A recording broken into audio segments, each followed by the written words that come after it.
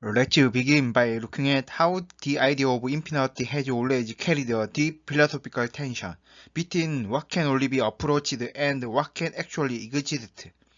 For Aristotle, infinity was never a complete thing.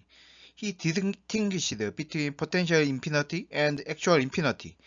Potential infinity, he said, means that something can always be continued. Numbers can keep increasing. A line can always be divided further. Time can keep unfolding. But it never arrives at infinity.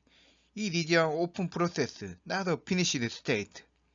Imagine counting 1, 2, 3, 4, 5, and so on. You can always add one more, but you will never reach infinity. That's potential infinity, an endless journey, not a destination. In contrast, actual infinity would mean that the infinite somehow exists all at once, a completed totality. Aristotle rejected this. For him, the world and its processes could extend indefinitely, but the infinite could never be realized within nature or mathematics. This idea dominated Western thought for over 2000 years. Infinity was seen as a horizon, something we can approach but never cross. Then came the 19th century, and with it, a radical turn, Cantor. Cantor introduced the revolutionary idea that infinity could be made mathematically precise. Through set theory, he demonstrated that infinite collections, such as all natural numbers, can be treated as formal entities, and even compared in size. Cantor's great insight was that not all infinities are equal. There is an infinity of counting numbers, but also a larger infinity of real numbers between 0 and 1. In doing so, he created a hierarchy of infinities, what he called transfinite numbers. Cantor carefully distinguished this from what he called the truly infinite, the divine, absolute infinity, belonging only to God. His infinities were transfinite, meaning beyond the finite, yet still accessible to human reasoning and mathematical form. This was the moment when infinity ceased to be only a mystical or metaphysical idea. It became formalized, something the mind could not only imagine, but calculate. In short, Aristotle saw infinity as an unreachable potential, while Cantor redefined it as a structured existence.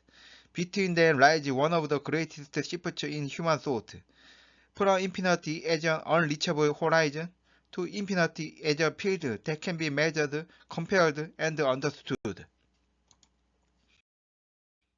When calculus was first created in the 17th century by Leibniz and Newton, it relied on a mysterious idea, the infinitesimal, the infinitely small quantity. They imagined change happening not through jumps, but through these invisible steps, the dx, in derivatives, representing something smaller than any number, yet somehow not zero. It was a powerful and intuitive idea. For example, when we describe how fast a ball is moving at a single instant, we divide smaller and smaller intervals over time until the change becomes infinitely fine. And that is where calculus finds meaning. But the concept of infinitesimals was also deeply unsettling. What exactly is something that is both not zero and smaller than any measurable quantity? For centuries, philosophers and mathematicians struggled with this paradox. In the 19th century, Karl Weierstrass resolved this problem, not by answering what an infinitesimal is, but by redefining the entire framework. He introduced the epsilon delta definition of limit. Instead of talking about infinitesimal steps, mathematics would now speak of approaching a value as closely as we like. In this new language, we no longer need to say dx is infinitely small. We simply say, as epsilon goes to 0, The value approaches its limit. Infinite and infinitesimals become processes, not things. This was an extraordinary success. Calculus became rigorous, consistent, and free of paradox. But there was also a cost, a subtle philosophical one. By defining everything as an approach, mathematics removed the ontological reality of the boundary states themselves. The infinitesimal, that strange entity that was zero and not zero, was erased. Infinity too became nothing more than an unbounded process, a direction without substance. In other words, the limit concept saved mathematics by sacrificing the being of the in-between. It captured the pattern of approach, but not the ontological depth of transition. The world of pure process became clean and exact, but also hollow at its edges. The boundaries where being becomes becoming, and becoming becomes being. This is precisely where inner ontology re-enters the scene. I.O. interprets that erases the boundary, the very space between zero and the infinite, not as a void, but as the directional ground of existence itself. In I.O., the infinitesimal and the infinite are not quantities to be eliminated, but moments of ontological tension, the in and the out of reality's self-unfolding. At the heart of I.O. lies a bold and simple idea. Reality is not made of things, it is made of directions. Everything that exists, from the smallest vibration to the largest galaxy, can be understood as part of a dynamic tension between two fundamental orientations. Inwardness, the movement toward coherence, unity, and self-organization, and outwardness, the movement toward differentiation, expansion, and interaction. Before there are particles, forces, or even fields, there are what I.O. calls inner instincts, or IOIs. These are pre-categorical existence. They exist before any distinction like matter or energy, subject or object arises. Each IOI carries within itself both the potential for inward coherence and the tendency for outward differentiation. They are the primordial seeds of directionality, not yet taking size, but holding both movements in perfect tension. You might imagine them like the moment before a wave begins, not yet crest or throw, but the poised potential of motion itself, or like a breath suspended between inhalation and exhalation, the point where movement and stillness coexist. From the interactions among these IOIs, their inner entanglements structure begins to form. When many IOIs align inwardly, coherence increases. When they align outwardly, differentiation and expansion arise. This rhythmic dance between coherence and dispersion generates the pattern of existence we call structure, matter, or life. Now here is where I.O. differs from conventional mathematics and physics. Instead of treating the infinitesimal and the infinite as quantitative extremes, as very small or very large numbers, I.O. reinterprets them as directional extremes of being. The infinitesimal epsilon is not just very small, it is the limit of inward recursion, the point where structure unfolds infinitely toward its own coherence, becoming more and more unified. This process is called inward recursion. Think of how consciousness turns inward, reflecting on itself, refining its own awareness. The infinitesimal represents this ontological inward deepening. Conversely, the infinite, omega, is not simply endlessly large. It is the limit of outward divergence, where being expands without bound, moving ever farther into relational differentiation. This is outward divergence. It mirrors the outward flow of the cosmos, the spreading of galaxies, the branching of possibilities, the movement of life into ever greater complexity. Thus, infinity and infinitesimal are not quantities, but directions of being. They mark the persistent edges of existence's dynamic motion, the maximal inward and outward tendencies of reality itself. In this way, I.O. transformed the notion of infinity from a mathematical abstraction into a living principle, the rhythm through which the universe continuously breathes, inward toward coherence and outward toward differentiation.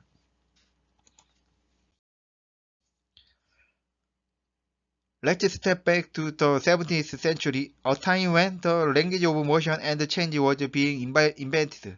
Both Leibniz in Germany and Newton in England were trying to describe how things move, grow, or decay, not as static objects, but as continuous processes.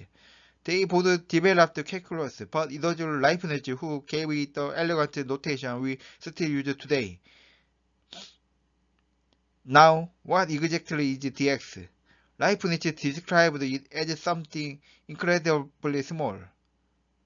So small that adding it to any finite number wouldn't make a visible difference, yet not exactly zero. He imagined a number smaller than any measurable unit, a non-standard number, hovering in that delicate space between being and non-being. But this idea quickly faced the problem. In Leibniz's famous product rule, the final term dx dy is a second-order infinitesimal, so tiny that even the infinitesimal itself barely notices it. To make calculus workable, mathematicians decided to ignore this term. The equation is dxy equals x dy plus y dy plus dx dy.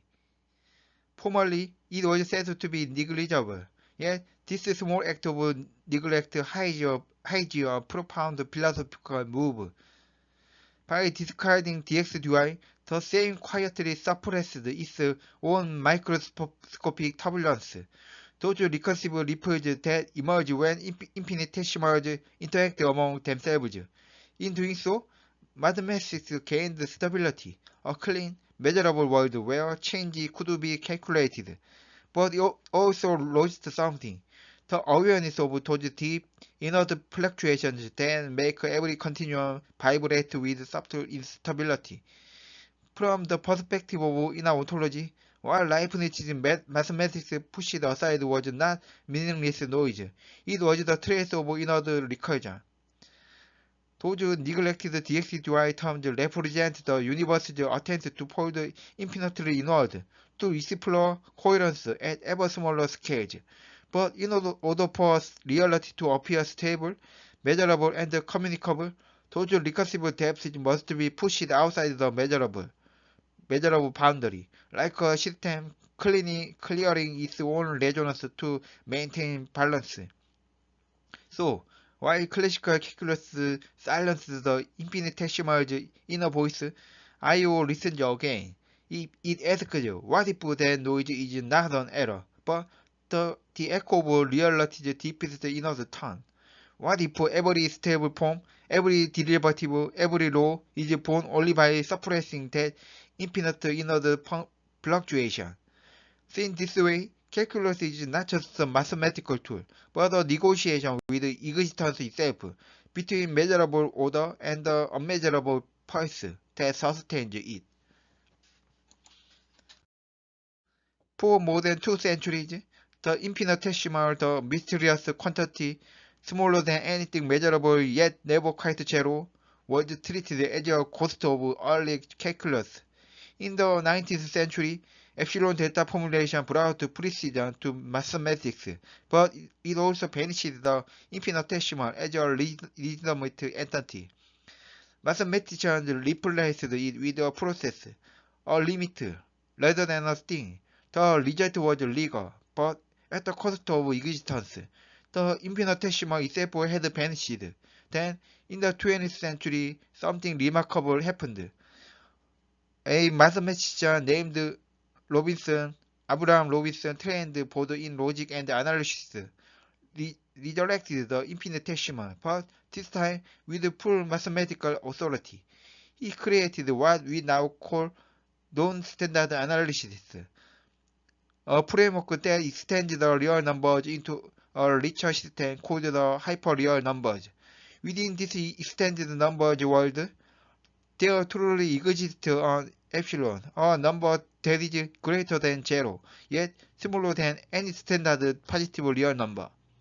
It behaves exactly as Leibniz imagined, but now rests on a firm logical foundation. Through NSA, the infinitesimal was no longer a shadow of approximation or approximation. It was a bona fide entity within a consistent mathematical universe. But what does this mean from the standpoint of in ontology? In I/O, existence is defined not by static substance, but by directional tension, inward and outward flows that give rise to all structure.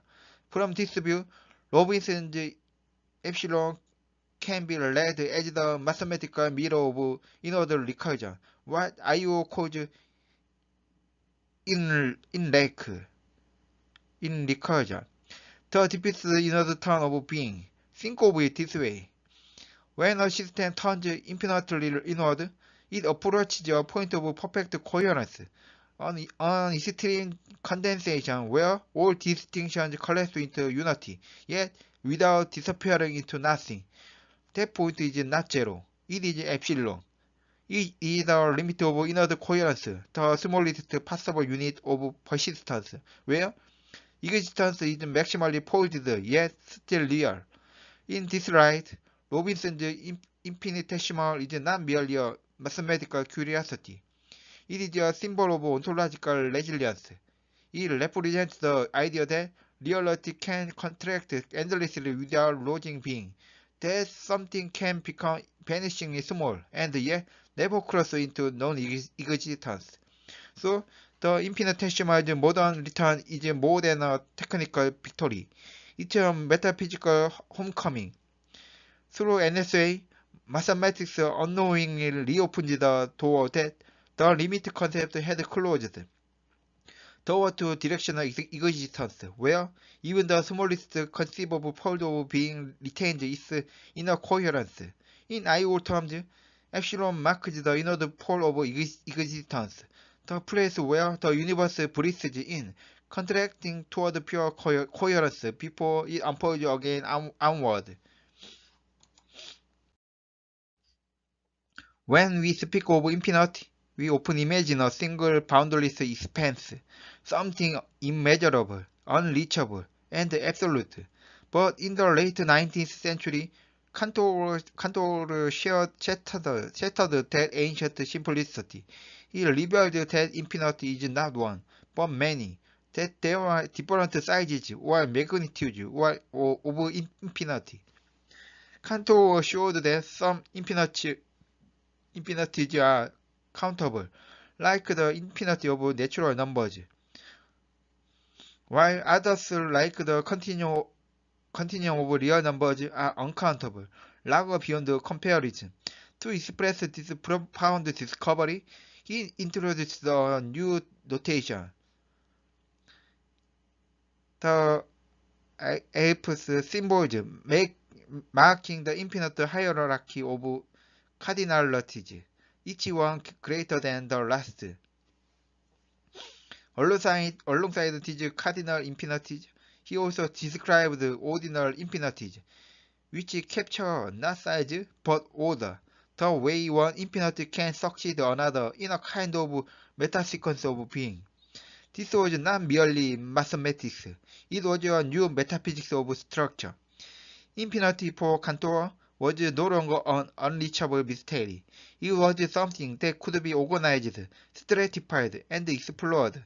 The infinite became layered, textured, a cosmos of endless degrees of expansion.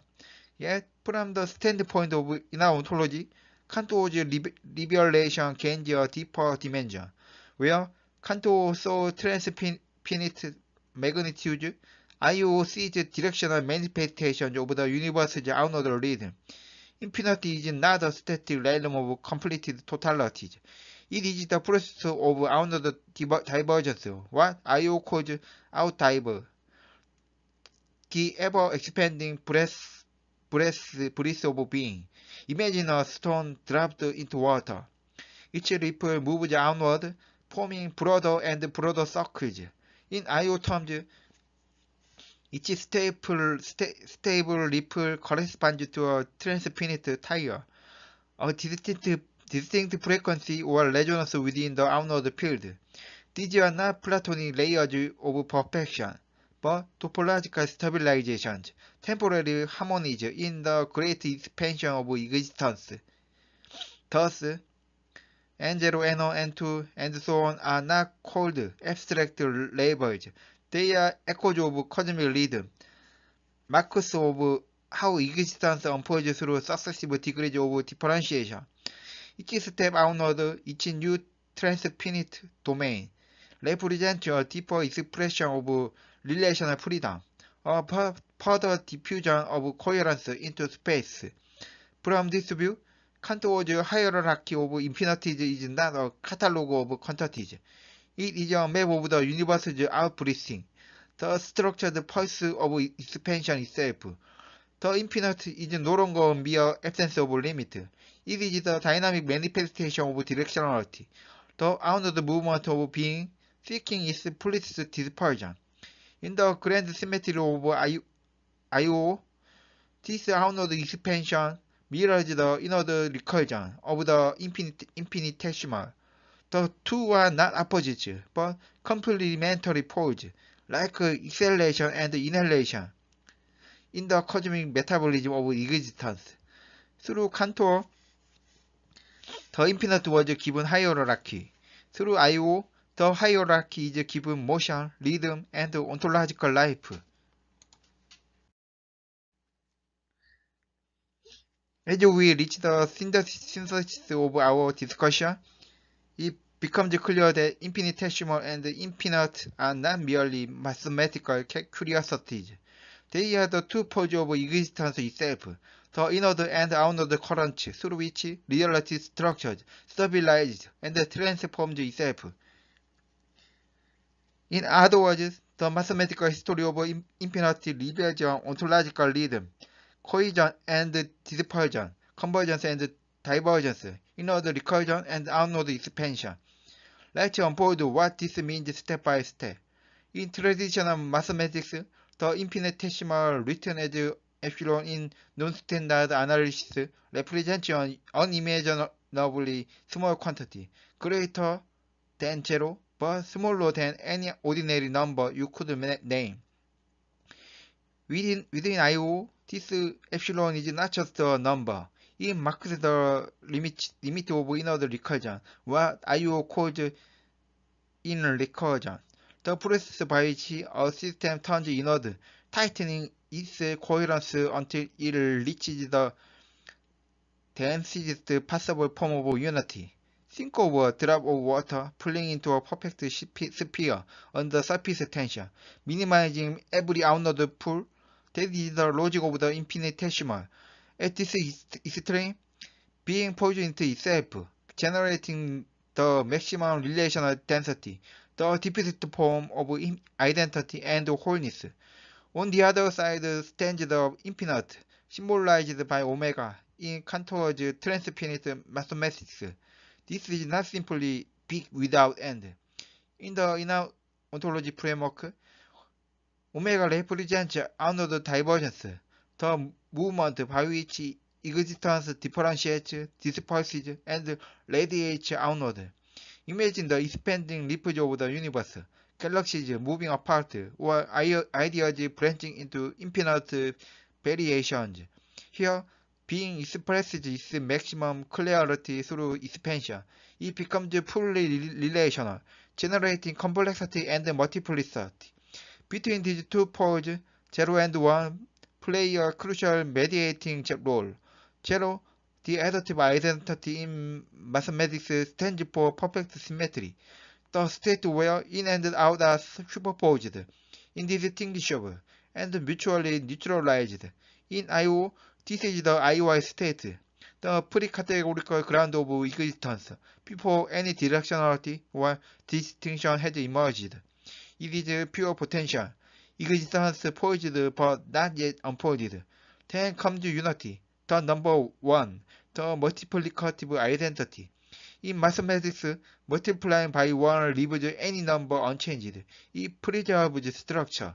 In I/O, unity represents stabilized entanglement, or IOE, the condition where inward coherence and outward differentiation reach balance, producing measurable and persistent structure.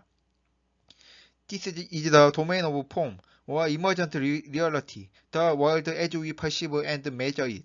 So we can think of the mathematical landscape like this. Epsilon expresses the deepest inward pull, the movement toward total cohesion. Omega expresses the broadest downward release, the movement toward total dispersion.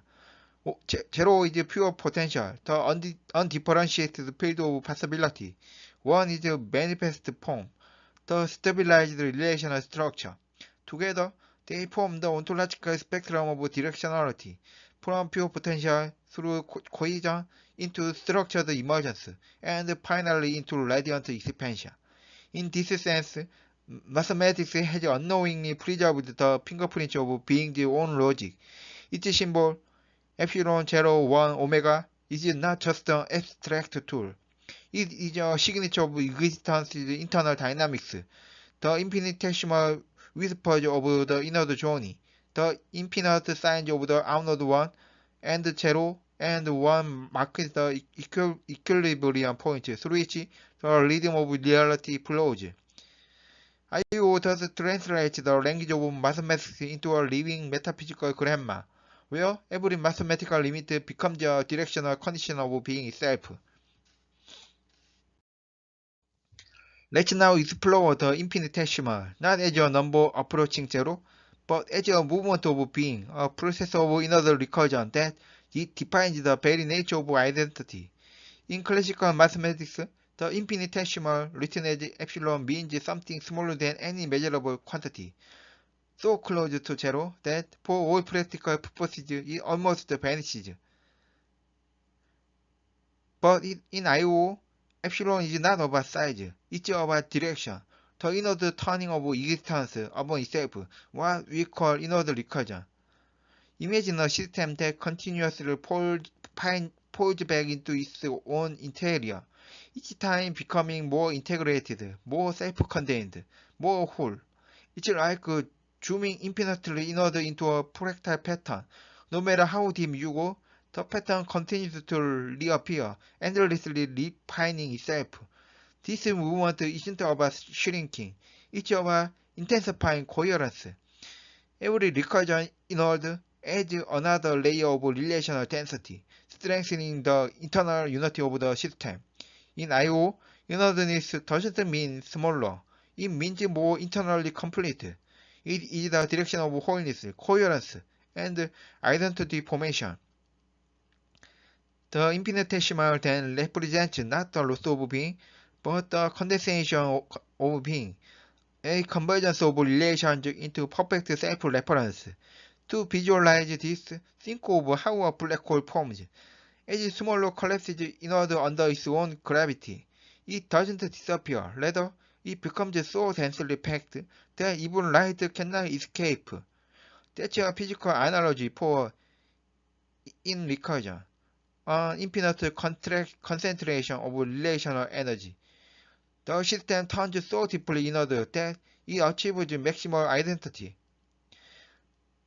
a state where it no longer depends on external relations to define itself. This is what I/O calls the ontological role of the infinitesimal. It is the endpoint of inward recursion, where structure has folded so deeply into itself that it becomes its own center, the local identity of existence. Quantitatively, it is vanishingly small.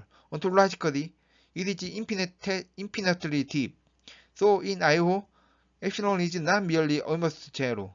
It is the limit of self-integration, the most interior expression of being, where existence defines itself entirely from within. It marks the turning point where relational coherence becomes identity, where the flow of reality poses, gathers, and recognizes itself. Inner recursion is therefore the heartbeat of identity itself. Every being and every scale sustains itself through this rhythmic return inward. The infinite folding that generates the coherence we call I am. Let's take the concept of inner recursion one step further and see how it formalizes identity in I/O. At the heart of this framework is a generative relational axiom.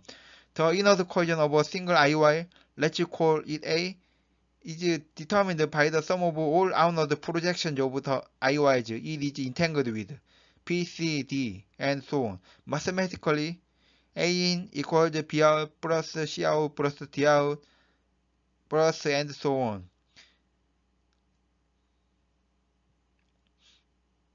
A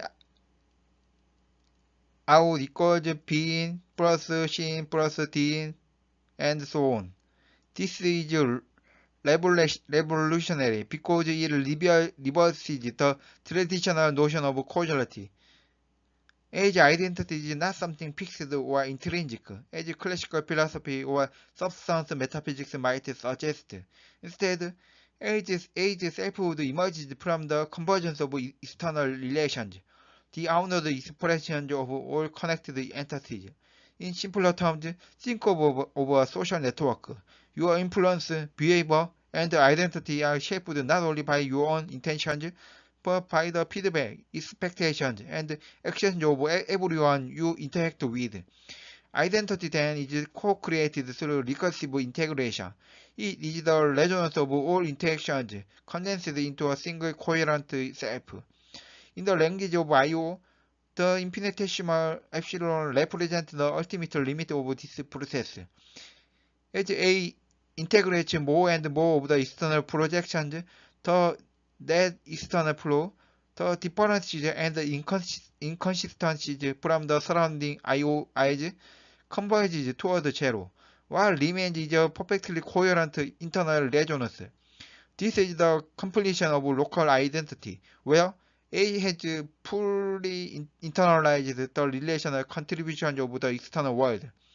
Imagine a musician in an orchestra. At first, the musician hears everyone else playing. The sound is chaotic, but through recursive listening and adaptation, the musician aligns perfectly with the ensemble. At the limit, the musician's internal rhythm resonates with the collective output. The local identity emerges as a harmonic combination of all external contributions. In I/O terms, A in equals the sum of B out expresses the mathematical and ontological essence of identity, not as an isolated essence, but as the emergent product of relational convergence, achieving maximal inward cohesion, the very meaning of the infinitesimal. In short, the infinitesimal is not small in size, it is complete in relational integration. It is the peak of inward recursion, the mathematical signature of selfhood arising from the outside in. Now let's turn to the other extreme in our ontology framework, the infinite or omega. In classical mathematics, infinite is often treated as an unbounded size or limitless extension. In I/O, however, omega is not merely a quantitative measure, but the ontological limit of outward relational expansion, which we call outward divergence. Out divergence describes the process by which a structure continuously differentiates and propagates itself onward into its relational environment. It is the fundamental centrifugal force of being, driving the system toward externalization and relational proliferation, where inward recursion is about folding in order to form identity and cohesion. Outward divergence is about extending outward to connect, diversify, and contribute to the broader relational field. Mathematically, omega represents the extreme of this process. Quantitatively, it may seem infinitely large, but more importantly, relationally, it is infinitely segmented, outwardly projected, and externally realized. To visualize this, imagine a river branching endlessly into streams and tributaries. Each branch carries water, energy, and sediment outward into the landscape.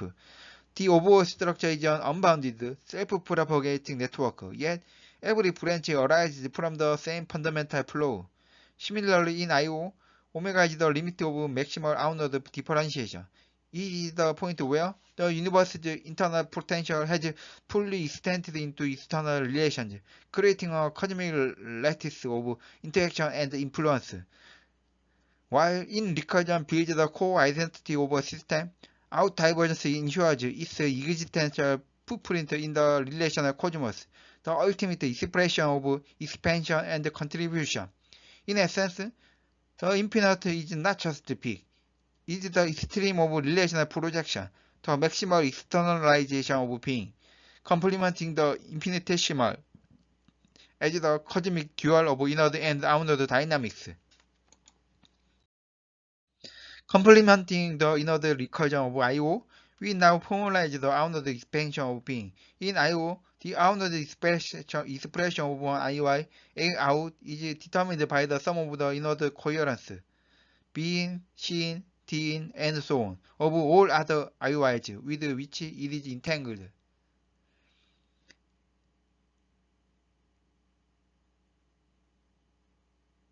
A out equals being plus seeing plus being, and so on. This simple-looking formula captures a profound ontological principle. Action emerges from potential. Each entity's outward activity, its differentiation, expression, or kinetic unfolding is continuously fueled by the latent inward cohesion of its relational environment. In other words, no outward expansion exists in isolation. The universe's dynamics are always supported by the internal integrity of its constituent systems. We can visualize this with a simple analogy. Imagine a tree in a forest. Its branches out, grow and spread outward, but their shape, direction, and vitality depend on sunlight, soil, and water provided by the forest ecosystem, being, seeing, being, and so on. Without the surrounding forest's support, the tree cannot fully express itself outwardly.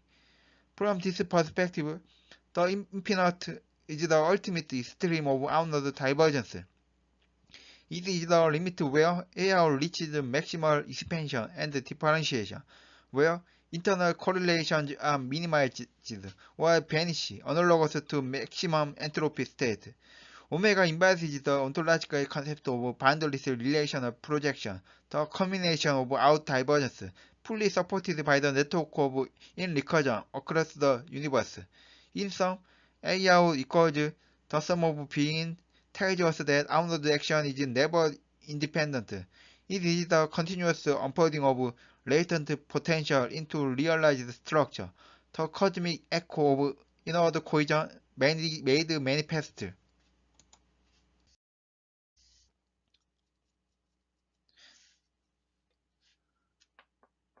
Let's explore how the outward divergence of inner ontology manifests at the cosmic scale. In contemporary cosmology, the universe is observed to be expanding, with the rate of expansion being subject to ongoing refinement. While earlier models emphasized the accelerated expansion driven by dark energy or positive cosmological constant lambda, more recent observations suggest that the expansion may not be uniformly accelerating, and could even be slowing in some regions.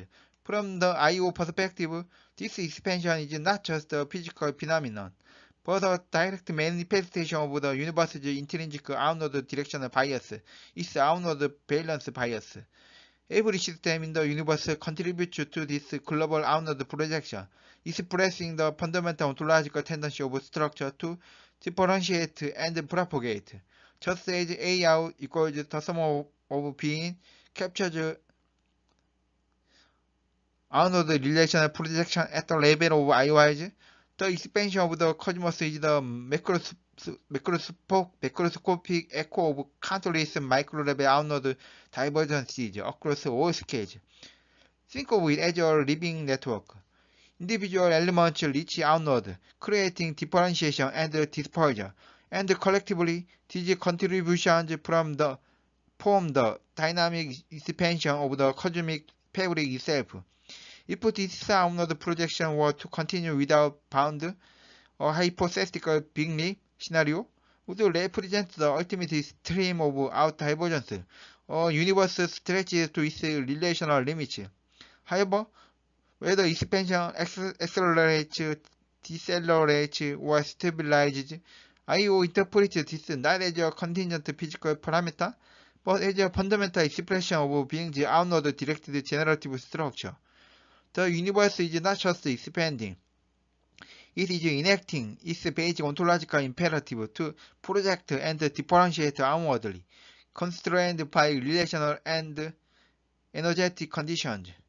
In summary, the universe's expansion, whether accelerating or moderated, is a physical manifestation of out divergence, a cosmic scale expression of IO's fundamental principle that existence itself inherently moves outward, differentiating and spreading relational influence.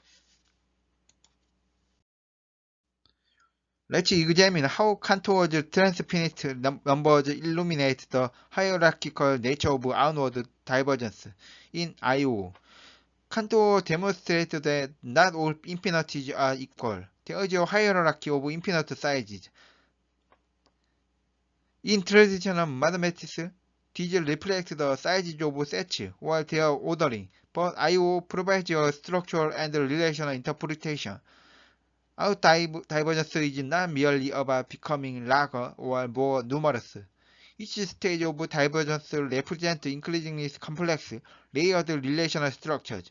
Systems interact through IOE patterns, and these patterns resonate to create stable, differentiated structures.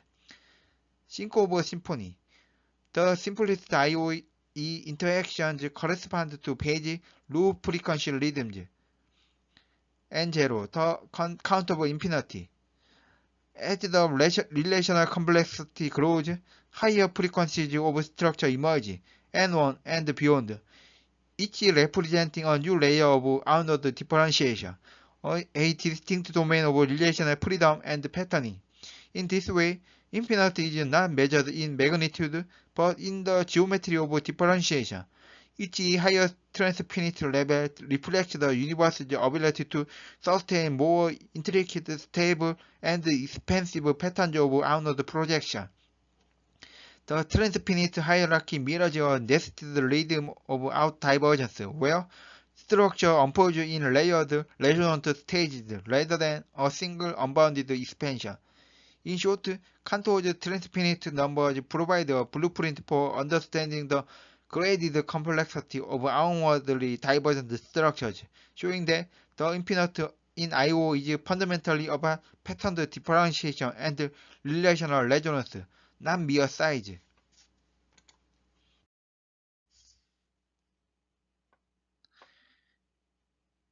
In IO, infinitesimals and infinities are not simply quantitative opposites. Instead, they represent two complementary boundaries of the same generative dynamic. These two extremes are mutually compatible within the IOE field, forming a unified complex plane-like structure in which the same relational tension generates both inward and outward directionalities.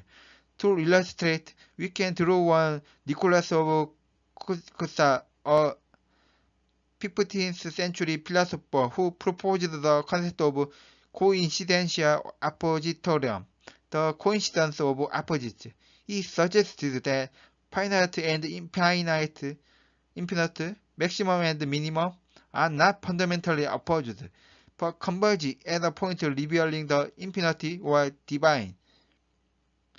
IO realized this philosophical insight mathematically and ontologically. Maximum inward cohesion inherently generates the potential for maximum outnode expansion. Conversely, maximum outnode divergence inherently implies the capacity for inode concentration. Thus, epsilon and omega are not mutually exclusive.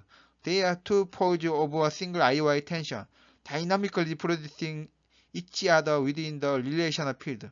Think of it as a cosmic dance of structure. The deepest inward folding automatically sets the stage for outward projection, while the furthest outward expansion inherently carries the seed for inward convergence. This dynamic unites the microcosm and the macrocosm, the infinitesimal and the infinite, into one coherent ontological framework. The complex plane offers an ideal geometric structure to map the principles of I/O. Complex numbers inherently include the imaginary unit I, which is essential in physics, particularly quantum mechanics, because it reflects the intrinsic coupling of inward and outward aspects in reality itself. In I/O, complex numbers are interpreted as follows. The real axis corresponds to inwardness. It represents stability, non-directional magnitude, pure being, and deductive capability. Think of it as the cohesion of existence, the internal grounding that does not yet project outward. The imaginary axis corresponds to outwardness. It represents directional rotation, differentiation, and generative dynamics. Here, I symbolizes the phase changes that produce outward expansion and creative transformation. Let's unpack the mapping in detail. A point on the real axis signifies cohesion and linear magnitude, representing the inward directionality of being. Its ontological role is to provide stability and internal deductive power, the basis for integrated structure. A point on the imaginary axis signifies the rotational dynamics and phase change. This represents the outward directionality, the generative unfolding, and the creative differentiation of the system. A general complex number analogous to a wave function psi encodes an IOE state, capturing the relational structure of entities as a wave particle continuum. The Euler identity embodies the boundary condition of unity and total coherence, representing the pre-categorical symmetric IOI state where all directional potentials, both inward and outward, are unified. 이 exemplifies Cusanus's coincidentia appositorium, the unity of opposites. In short, the complex plane is not merely a mathematical convenience. It geometrizes the ontological directions of existence, encoding inward stability and outward generative dynamics into a single relational and integrative framework. Euler's identity is more than a stunning mathematical formula. It embodies the primordial ontological state of IOIs, denoted as omega within this elegant equation. Several ontological elements converge. The unity one represents emergent structure and coherence, the stable outcome of inward and outward interplay. The absolute symmetry 0 reflects the pre-categorical, undifferentiated potential from which all directional manifestations, both inward and outward, arise. The real axis component encodes inward directionality, the grounding dimension of being. The imaginary component encodes outward generative directionality, the phase of differentiation and creative unfolding. Together, these elements illustrate the full spectrum of potentiality in I/O, showing how the universe's fundamental entities are simultaneously oriented inward and outward, yet remain in a pre-differentiated maximal coherence state. A complementary insight arises when we consider the algebraic expression. In I/O, this is not a mere arithmetic manipulation. It is interpreted as a directional page inversion. The extreme outward divergence has in effect a reciprocal that produces the maximally inward cohesive state. This mirrors complex arithmetic. Similarly, infinitesimal and infinite are not separate absolutes, but dynamically interconvertible extremes of the same generative process within the IOE field.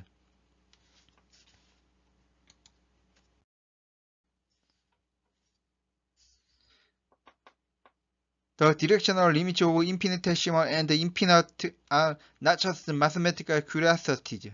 They are the structuring principles of the IO generative field.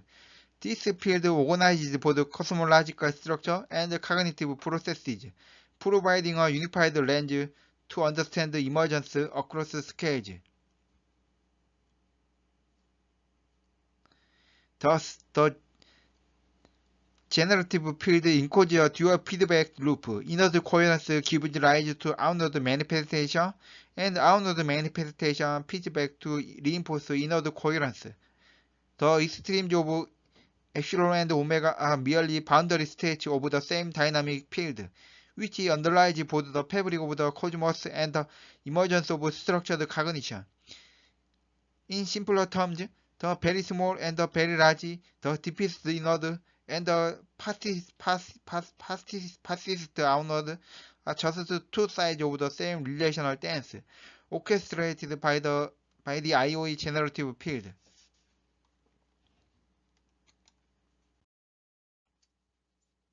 In traditional physics, gravity is seen as the curvature of spacetime caused by mass and energy. IO offers a different perspective. Instead of treating matter as the direct cause of curvature, both mass and gravitational effects emerge together from the directional dynamics of IOIs.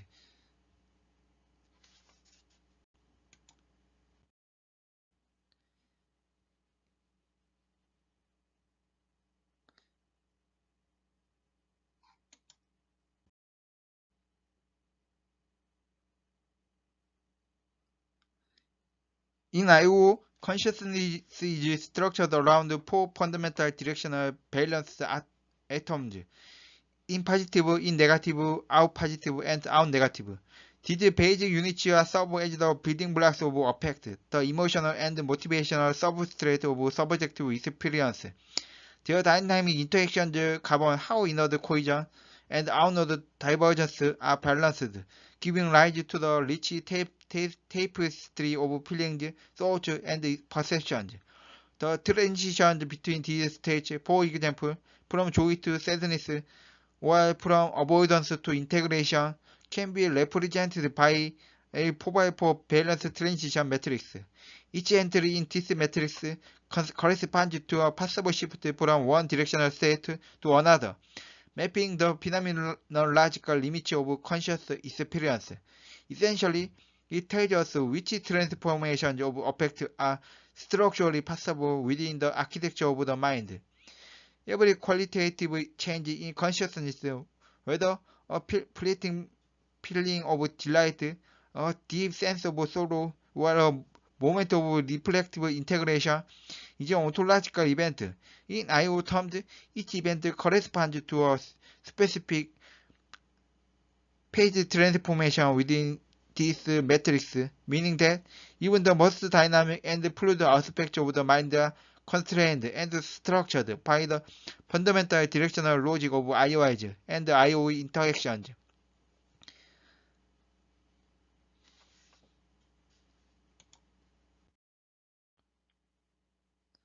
In this report, we have explored the two extreme mathematical concepts, infinitesimals and infinity, not merely as abstract quantities, but as fundamental directional limits of existence within the inner ontology framework. Infinitesimals represent the ultimate inward cohesion, the deep limit of recursive internal integration through which identity and wholeness emerge. Infinity, in contrast, embodies the ultimate outward divergence, the extreme of relational differentiation, expansion, and the unfolding of structure into the broader field. These two extremes are not opposed in a static sense. Rather, they are complementary dynamical poles, two sides of the same generative rhythm within the IOE field. IO resolves the classical tension between Aristotle's finite hierarchies and Cantor's transfinite numbers, while also giving ontological legitimacy to Leibniz's intuitions about infinitesimals via modern non-standard analysis. In this sense, the mathematical concept of a limit becomes a mirror of the universe's directional extremities. Through the lens of IO, infinitesimals and infinities are co-creative, reflecting Nicholas of Kaus's principle of the coincidential oppositorum, the unity of opposites. On the complex plane of the IO field, the inward and outward poles are integrated into a single generative rhythm, where the interplay of in-recursion and out-divergence drives structure and emergence at every scale. The core insight of IO is the redefinition of infinity as a rhythm of all directional generation, rather than mere magnitude. This rhythm manifests across scales. In essence, infinity is not simply a matter of how much, but of directionality of being itself, a continuous dynamic of integration and divergence that underpins the structure of reality. This final insight invites us to perceive the universe, mind, and matter not as static entities, but as ever-emerging processes governed by directional extremities, with infinitesimals and infinities forming the rhythm of existence itself.